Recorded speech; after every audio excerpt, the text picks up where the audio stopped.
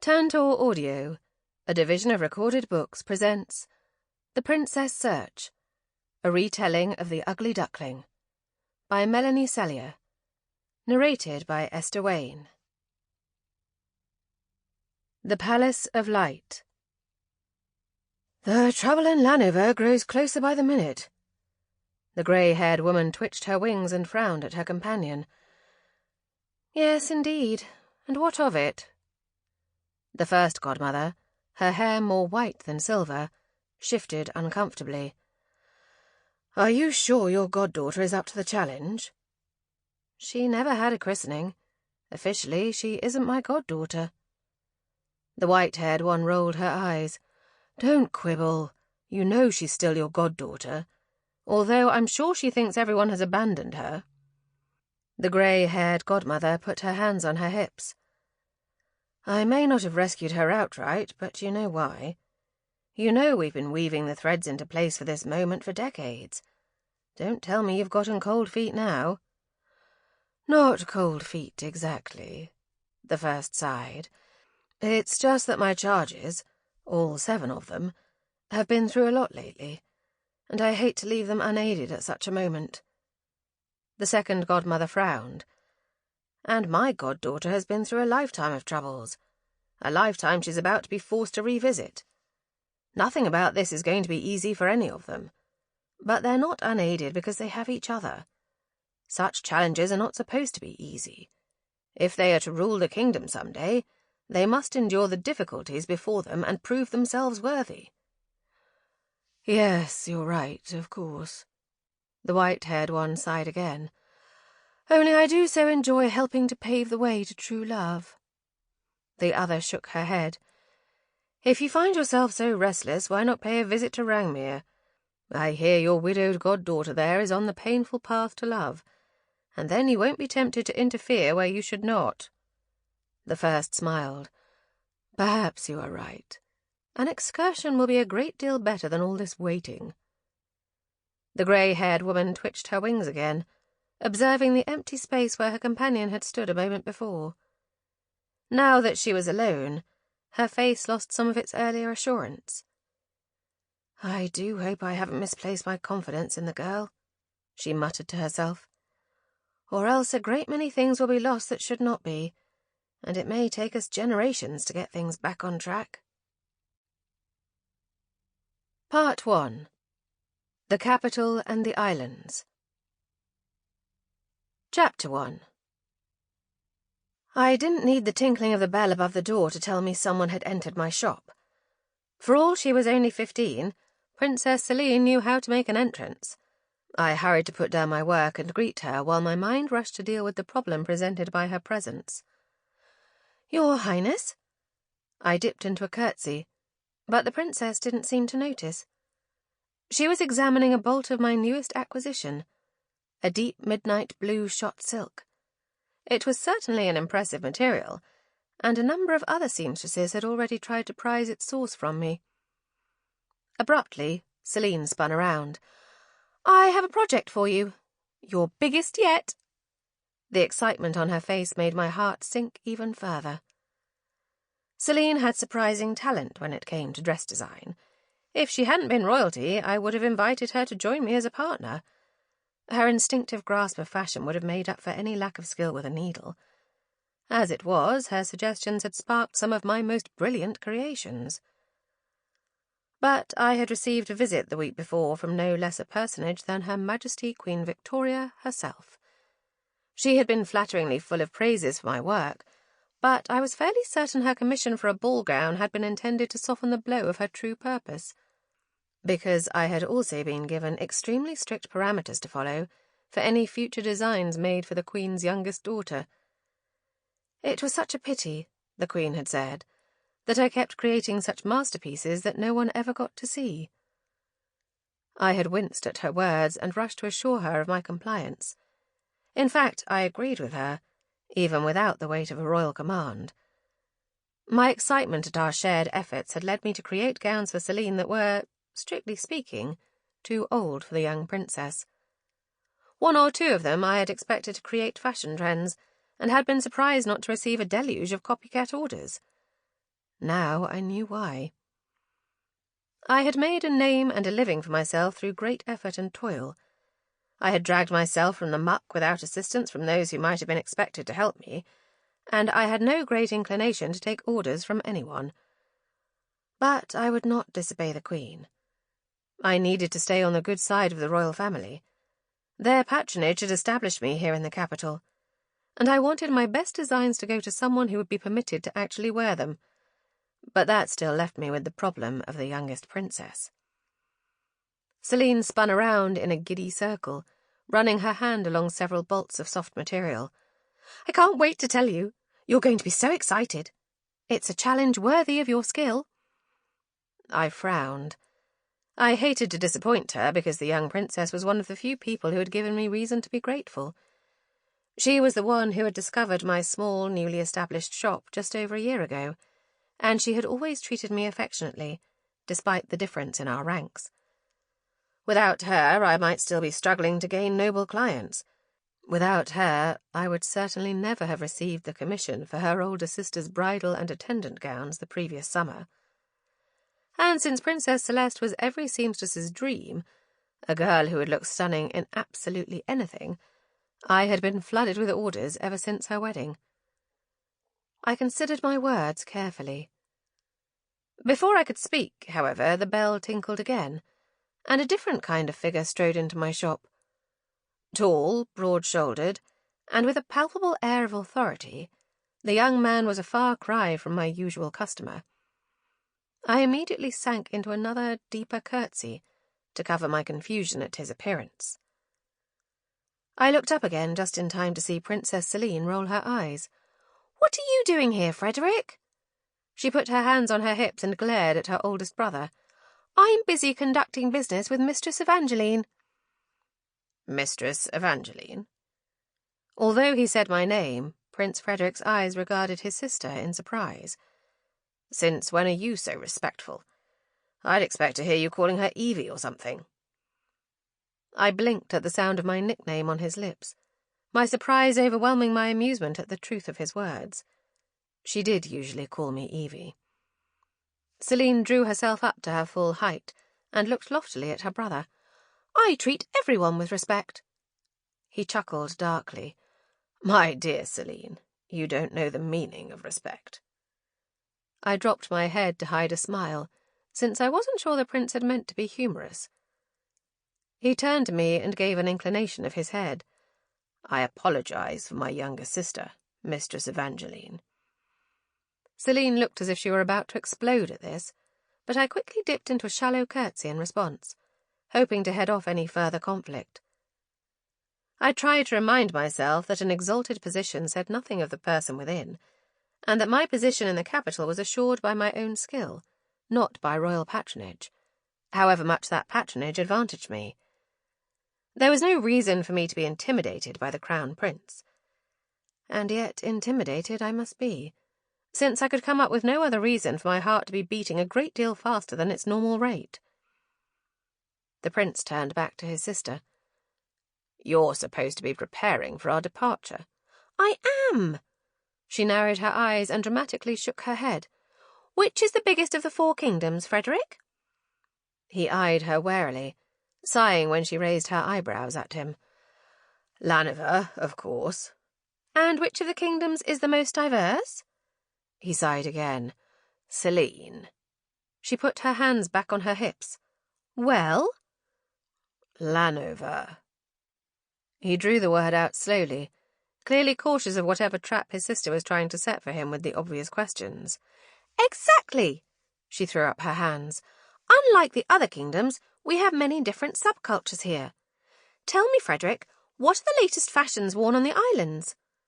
She didn't wait for him to respond, and he showed no desire to do so. "What about in southern Largo? Or among the jungle dwellers? What about the nomadic desert traders?" When he still said nothing, she gave a decisive nod. "Precisely." My eyes lingered on the prince's handsome face. He looked almost as confused as I felt. If the princess thought she had proved her point, she was sorely mistaken. Celine turned to me. "Men." I had to suppress another smile at her world-weary tone. "I'm sure, if left to his own devices," she continued, "my brother would simply pull on the first clothing to come to hand each day, hardly befitting the crown prince of the most fashionable kingdom in the land, which is why it's such a good thing his sisters have always taken responsibility for his wardrobe. Only now that all the rest are married and gone, I'm the only one left. And the high and mighty Frederic doesn't like to admit that his baby sister knows more about some things than he does." "Really, Celine, please." Frederic cast an uncomfortable glance in my direction. I tried to maintain the blankest expression possible. Coming between squabbling siblings was always a bad idea, let alone when royalty were involved. "Oh, don't mind Evie," said Celine. "She's my friend. And if you want this royal tour you've got planned to be a true success, then we need her, because you're not going to remind all our different communities of the might and glory of the crown if we show up looking out of fashion and dowdy. And never mind impressing them enough to put an end to these rumours of a new rebellion." "Celine!" Now Frederic sounded both shocked and angry. His sister remained unaffected. "Oh, come on! You can't think I don't know the true purpose of this tour. I'm not an idiot. And I already told you. We need her, and it's in our interest for her to understand how important this tour and her role is. You put me in charge of the royal wardrobes for the tour, and I'm here to beg her to close up shop for the season and come with us, because we're going to need someone who can assess local fashions and ensure we're the most impressively dressed everywhere we go." She stared her brother down. "And that's no easy feat. Do you know any other seamstress up to the task?" From the hopeless look on Prince Frederic's face, I doubted he could name any other seamstresses at all. He had probably only given Celine the role of wardrobe mistress to placate her, but despite her earlier accusations, he now looked ready to accede to her points. In fact, he looked quite struck by them. "So, what do you say, Evie?" Celine turned to me eagerly. "Will you come with us? I know it's a lot to ask. We leave in only a week." "A week?" I gulped. I had heard some talk in the capital about the Crown Prince's royal tour of the kingdom, but I hadn't realised Princess Celine was going too. And I hadn't expected it to affect me much, other than perhaps creating a quieter season, given the absence of some of the royalty and nobility. It was a break I had welcomed, after the hectic pace of the last year. But now the princess was asking me to finish all my current commissions in the space of a single week, so that I could then embark on an even bigger challenge. And she was asking me to leave the capital just when I had finally established myself here. "But this could be your chance," whispered an internal voice. "Your chance to prove your worth once and for all. If you succeed at this, no one could ever question if you deserve your place again." I bit my lip as I looked between the two royals.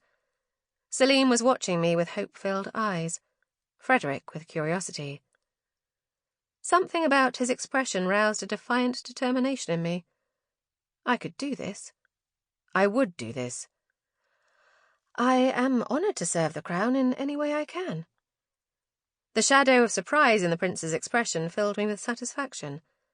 I would show him what I was capable of, him and everyone else. "We are the ones who are honoured, Mistress Evangeline." Something about the prince's grave voice inspired my imp of mischief. No wonder Celine couldn't resist teasing her oldest brother. His serious demeanour was almost irresistible. "Oh, come, Your Highness," I said. "Surely you're not going to pretend familiarity with my designs? I suspect you didn't even know my name before your sister used it." Frederic froze, and Celine giggled. "Thank goodness you're coming, Evie," she said. "Frederic's picked all the oldest, most stodgy courtiers to accompany us. Every single one regards me with horrified judgment, I assure you." "Celine," said Frederic stiffly, "you shouldn't speak of them that way. They are loyal supporters of the crown." She sighed. "Of course they are, but they're also hideously boring." She shuddered comically, her eyes twinkling. "Which means I would have been entirely stuck with you and Cassian for the whole tour." Dawning horror spread across Frederic's face, and he gave me a half-bow. "On behalf of myself and my brother, I must thank you again, Mistress Evangeline. It seems we have many reasons to be grateful to you." Celline winked at me behind his back, and I gave a small chuckle, looking up through my lashes at the tall prince. "Please, call me Evie. You might find it easier to remember." He looked down at me, an arrested expression on his face. After a pause, he said, "Very well, Mistress Evie. Please report to the palace in 6 days' time. We appreciate your assistance." He stepped back and grasped his sister's arm, attempting to drag her from my shop. She caught at the door frame and looked back at me. "I'll come past tomorrow to talk some more and arrange a time for you to inspect our current wardrobes." I nodded, but the prince had tugged her away before I could actually speak. I sank down into a convenient chair, my knees a little wobbly. Had I really just flirted with the crown prince? "Well, why not?" asked that same inner voice. "He's a person, just like anyone else." Only this time my internal dialogue sounded far too mischievous. I had long ago decided that pain was best pushed from my mind. Life was easier if viewed light-heartedly. But that didn't mean it was a good idea for me to offend the most powerful family in the kingdom. But the thought of my past pushed a far more gripping concern to the front of my mind. I was about to have a great deal more to worry about than a prince who seemed as serious as he was handsome. More important even than preserving my secret source of extraordinary fabric, and ensuring no gown I created contained any poor stitching. Because I had just agreed to a full tour of Lanover. Which meant the royal family, my most important clients, were about to find out exactly what had driven me to the capital the previous year. How long would it be before even Celline regretted befriending a commoner who she knew almost nothing about? Chapter 2. 6 days later, I entered the royal palace with some trepidation. A servant had already disappeared with my mountains of luggage, and I had no sooner watched him go than I had begun second-guessing how much I had packed. I had some experience of the fashions that dominated in the various parts of the kingdom, but fashions could change quickly, and I wanted to be prepared. I grimaced. Even so, I had probably brought an excess of fabric. Hopefully I wouldn't receive a reprimand from the steward who was overseeing all the practical arrangements for the tour. "Evie!" Celline almost tripped down the stairs in her haste to reach me. "You've arrived! Oh, thank goodness! I need you to talk some sense into Frederic." She grabbed my arm and towed me back up the stairs. "He has the most ridiculous notions, and our first couple of stops are going to be near the capital. I need you to convince him that his current outfit just will not do." I breathed an internal sigh of relief to hear we would be starting with the towns directly south of the capital city, Lanover. I had passed through several of them briefly on my way to the capital, but no one there would know me. My relief turned to panic, however, when I recognized where she was taking me.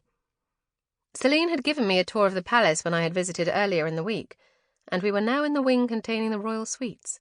I pulled back against her. "Your Highness," I whispered, "I can't go into the prince's bedchamber." She threw me an impatient look. "We aren't going into his bedchamber, just his dressing room. And you're going to have to get used to it, Evie. You'll be dressing all of us on this trip." I stopped resisting and gave a low chuckle. "Not actually dressing, I hope." Celline giggled. "You know what I mean. Frederic takes his responsibilities seriously. We just have to convince him that dressing well is serious royal business." She flung open a door, and a quiet voice I didn't recognize floated out, making her pause. "We should be heading straight south all the way to Largo, or the Great Desert, at least. That's where these rumours are coming from, not from the nearby towns or the islands." "I want to tackle the threat head-on as well, Cass. You know that," said Frederic, identifying the other speaker as the second Lanoverian prince, Cassian. "But you also know that Father is sending us on this tour for a variety of reasons, and we can't leave out any of the regions." "Yes." Cassian sounded dejected. "Apparently we can't hope to have you accepted as king one day unless you've been paraded in front of each and every one of our citizens like a performing monkey." "Oh, not just me, brother," said Frederic. "They all need to eyeball their future royal chief advisor as well." Naturally. It's why I assured Father you needed to be included. I blinked. Was Frederic making a joke? Teasing his brother? It was hard to tell when he always sounded so serious. So why did you ask for Celine to be included, then? Asked Cassian dryly. Don't tell me she's going to be your second advisor one day. Celine, who had been listening with interest and without shame, made a face and bustled me through an opulent sitting room and into the connected dressing room. "Oh, don't be ridiculous, Cassian," she said breezily. "There isn't enough gold in even Lanover's treasuries to pay me to do a job like that. I'm heading off for adventures just as soon as Mother decides I'm no longer a child. But for now, I'm the Tor's wardrobe mistress, and this is my seamstress." She pushed me forward, and I dipped into a curtsy. "Mistress Evangeline," said Frederic, with a respectful inclination of his head. Cassian regarded me curiously, while Celine dismissed Frederic's words with a wave of her hand. "This trip is going to require a lot of different garments," she said. "Evie and I are going to have to work superhumanly fast to continually prepare and adjust all of our outfits." By which I assume you mean she's going to be working hard. Cassian's dry voice didn't hide his amusement. She put her nose in the air and ignored him. "We'll all be seeing a lot of each other for fittings and such things, so you might as well dispense with ceremony now. Her name is Evie." Frederic regarded his sister silently and then turned to me. "How do you feel about that?" I shrugged uncomfortably, although I was touched by his consideration. "Evie is fine, Your Highness."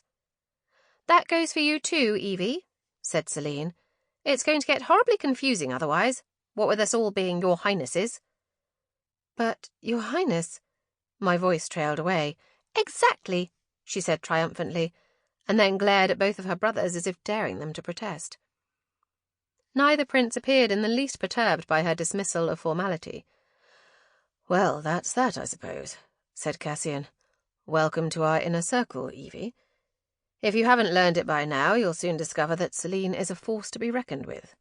Once she has an idea in her head, there's no getting it out."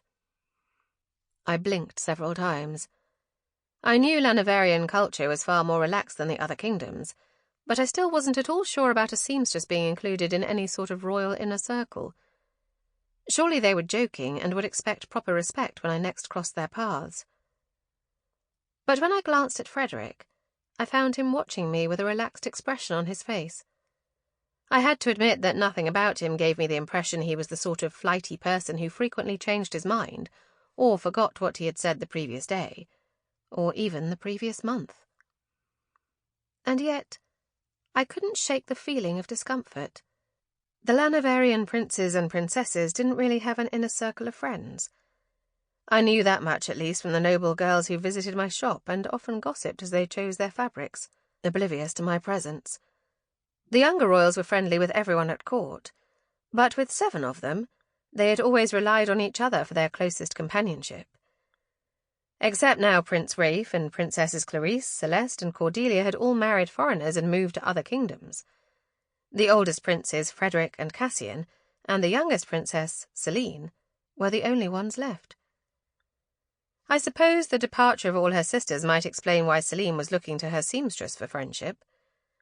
Unaware of my inner qualms, Celine grabbed my arm and pointed accusingly at her brothers.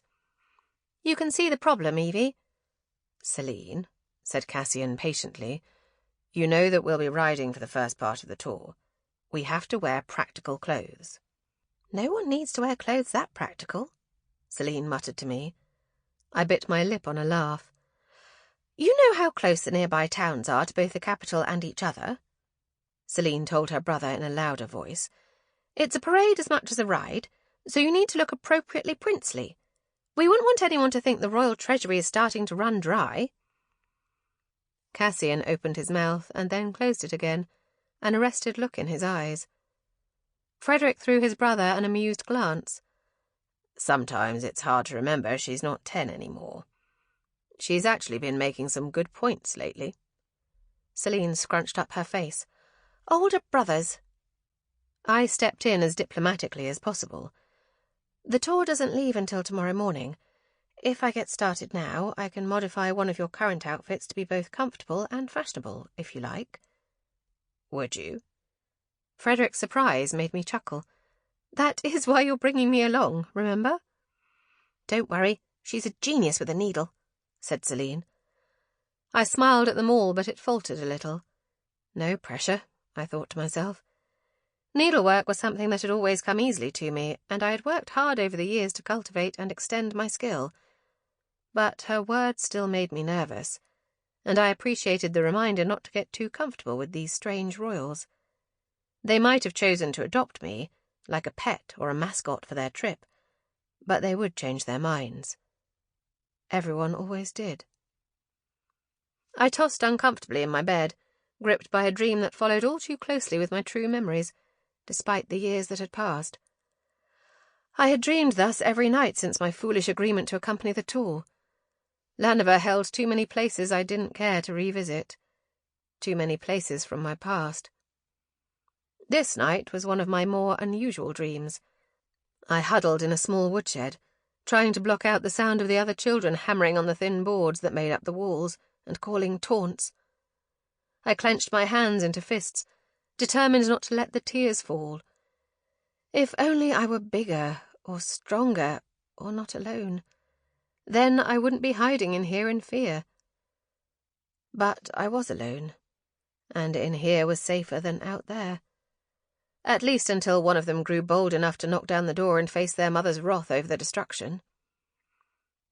The dream veered suddenly away from reality as a flicker of heat touched my side a moment before bright flames consumed the wall of the shed. I gasped and scrambled away from them. The knocking grew louder and more frantic until I awoke with a jerk to stare stupidly around an unfamiliar room. A second later, memory returned, and I slid out of my bed in one of the guest rooms in the palace's servants' wing. Flinging open the door, I had to half-catch a serving maid who almost toppled inside. The young girl looked half terrified, half thrilled, and the candle in her hand told me my mind hadn't deceived me. Morning hadn't yet broken. "What is it?" I asked. "What's wrong?" I had been up late working on an outfit for each of the princes, and my mind felt sluggish. "The tour is leaving at once. It's one of the towns, Toulon, or possibly Medellin. I can't remember now, but everyone is gathering in the gardens in front of the palace. The steward nearly forgot about you, so you'll have to run or be left behind." Her final sentence killed the questions hovering on my tongue. I almost slammed the door in her face as I scrambled back into the room, nearly tripping as I threw myself into my clothes. I was thankful now that I had taken the time the night before, despite my fatigue at the late hour, to deliver the prince's outfits to the appropriate places and lay out my own garments. My personal bag took only a moment to assemble, and then I was racing through the corridors. I burst out into the pre-dawn night in time to see the princes ride out at the head of 2 columns of riders. The ground in front of the palace, lit by countless lanterns, churned with wagons and carriages. Despite the beginning of the train already departing, chaos still reigned at the back. I looked around frantically until I heard a voice call, "Evie!" I turned to find Celine riding toward me. "There you are! The steward almost forgot you, the idiot. Can you ride? I hope so, since I've ordered them to saddle a horse." I nodded, still catching my breath, as the princess beckoned a groom forward. Celine, obviously unsure of my riding skills, had selected a placid-looking mare, and the groom threw me up into the saddle before I had time to gather my thoughts. A moment later, I was trotting out the gate beside the princess. Everything had happened so fast that our procession had made it halfway through the dark, quiet city before it sank in that I was leaving the capital. The strength of the pang I felt at my departure surprised me. Lenar had been a refuge for me where I had found, if not friends, at least success and security with my dressmaking shop. I tried to comfort myself that I would be back soon enough. The tour was scheduled to last months, not years, but my mind couldn't force my emotions to believe it. I had plenty of experience at leaving homes, but I had never returned to one. When I had arrived in Lenar, my expectations had been low, but I had surprised myself by how much I enjoyed life in the sprawling capital. The air here didn't have the same suffocating heaviness that it did down south in the jungles, but it still carried enough moisture to prevent the burning dryness of the great desert that ran the... Sample complete. Ready to continue?